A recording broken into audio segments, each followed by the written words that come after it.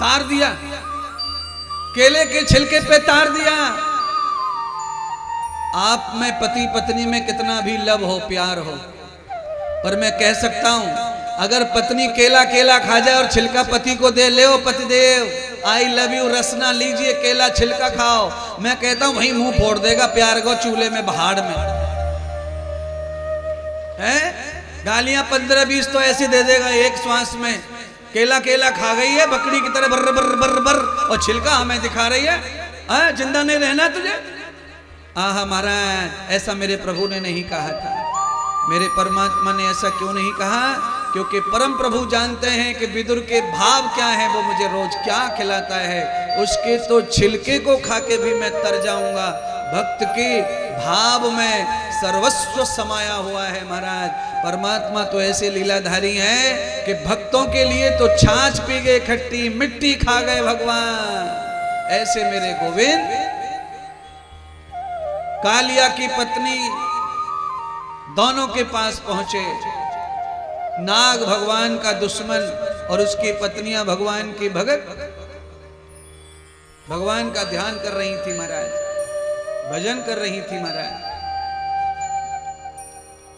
आनंद वर्षा, पत्नियों को वरदान दे दिया भगवान ने, तथामस्तु सौभाग्यम भवन्तु। हे देवियों, अखंड सौभाग्य रहे, तुम्हारे भजन का फल तुम्हें प्राप्त होता है। अब तो यह निश्चित हो गया कि कालिया को भगवान नहीं मारेंगे। अब उसने पूरी यमुना को जहरीला कर दिया है, तो भी नहीं मारेंगे भगवान, ये निश्चित हो गया। क्योंकि आशीर्वाद पत्नियों को प्राप्त हुआ, अब तो भगवान मारेंगे क्यों? हे बालक, तुम कौन हो? यहां से जल्दी चले जाओ, मेरा पति बहुत दुष्ट है, वो तुम्हें डस लेगा। बालक ने कहा, देवियों मेरी गेंद आ गई है तुम्हारे घर में, इसलिए लेने आया हूं, देखो वो पड़ी है। जैसे ही बालक कृष्ण ने हाथ डाला गेंद पर, कालिया नाग ने फुसकार मारी, पूरा शरीर नीला कर दिया भगवान का। भगवान व्याकुल हो गए, तो भगवान ने अपनी उंगली निकाल कर नागिया के नाक में डाल दी, नाथ दिया उसको जगन्नाथ ने, और चीखने लगा, चिल्लाने लगा। पत्नियां दौड़ी, क्षमा कर दो मेरे पति को, क्षमा कर दो उसकी गलती को, दुस्साहस को। आप कौन हैं बालक? आप दर्शन दो, कौन है? मेरे पति को इस तरह बस में करने वाला केवल शिव है या तो विष्णु है, तुम कौन हो? तब चतुर्भुज नारायण ने देवियों को, अपनी भक्तानियों को अपना दर्शन दिखाया। बोलिए सच्चिदानंद भगवान की जय हो। दर्शन करवा दिया महाराज।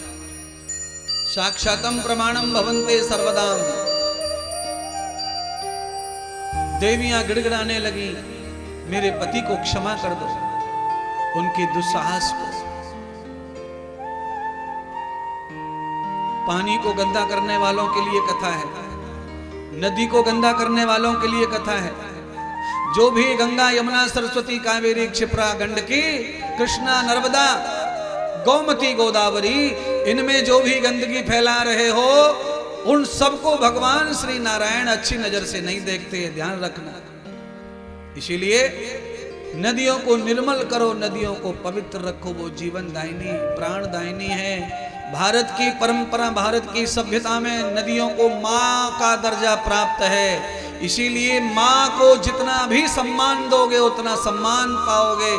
जो भी माँ का अपमान करता है उसको संसार में कहीं सुख मिलने वाला नहीं है। चाहे वो जननी हो, चाहे वो देश हो, चाहे वो धरती हो, चाहे वो नदियां हो, चाहे वो गौ माता हो, इनका सम्मान करो, इनकी प्रतिष्ठा करो, इनके ऊपर किसी भी प्रकार का घात नहीं करो। महाराज परमात्मा ने 5 फन फैलाए हुए, रूप, गंध, स्पर्श, ऐसे विषयर को नाथ लिया,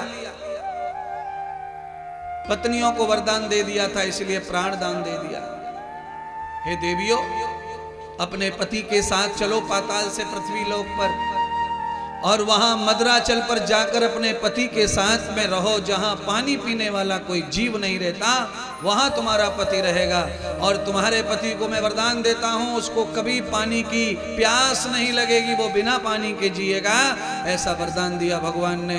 और उसके फन के ऊपर सवार हो गए और धरती पर लेकर आए पाताल से नाथ को नाथ करके अपने अमृतमयी चरणों से उसके सारे जहर सारे विष को बुद्धि से खोपड़ी से निकाल दिया।